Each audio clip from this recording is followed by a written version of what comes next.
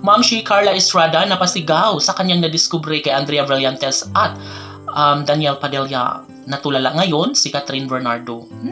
Well, ito naman talaga ang lahat ng mga pangarap ng mga bashers na tuluyan na maglaho ang mainit na pagmamahalan ni Catherine Bernardo at Daniel Padilla. Ito na nga at dumadagundong na nga sa lahat ng mga social media platform ang kanilang pagkikita muli ni Daniel Padilla at Andrea Brillantes. Well, gulat na gulat ngayon si Ma'am si Carla Estrada dahil ito umano ang mga bagay-bagay na hindi niya matatanggap. Na-discover niya lahat ang mga ipinangako ni Daniel kay Andrea Brillantes na kisyo. Ito na talaga si Andrea ang sasamahan hanggang sa pagtanda ni Daniel Padilla.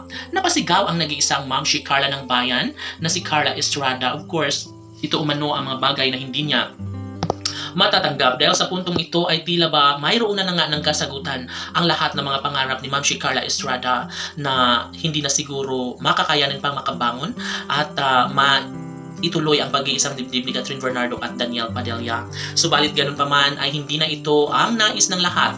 Sana lang ay sasamahan hanggang sa pagtanda si Andrea Brillantes ni Daniel Padilla. Yes, marami ang nagsasabi na talagang mapaglaro si Daniel Padilla at kita nyo naman na wala siyang pakialam ngayon kay Catherine Bernardo, no? Kahit na gaano pa katagal ang kanilang relasyon ngayon ay tila wala ring saysay ang lahat, tila wala ring patutunguhan ng lahat dahil nga isa ito sa pinakamahirap na mga desisyon. Kung nais ni Catherine na lumigaya sa piling ni Daniel Padilla ay dapat na magtiis siya.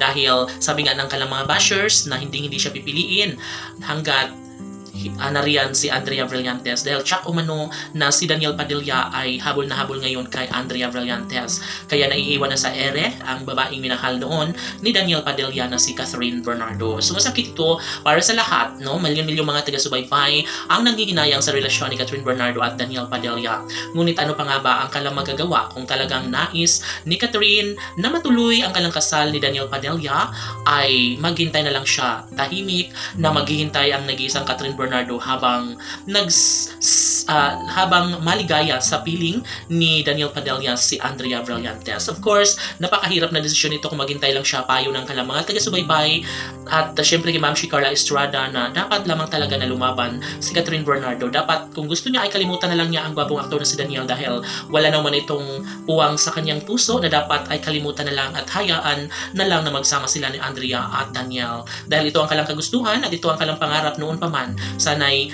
tama nga ang hinala ni Ma'am si Carla Estrada na talagang babalik at babalik rin sa buhay ni Catherine Bernardo ang gwapong aktor na si Daniel Padilla dahil silang manuang para sa isa't isa. Laban!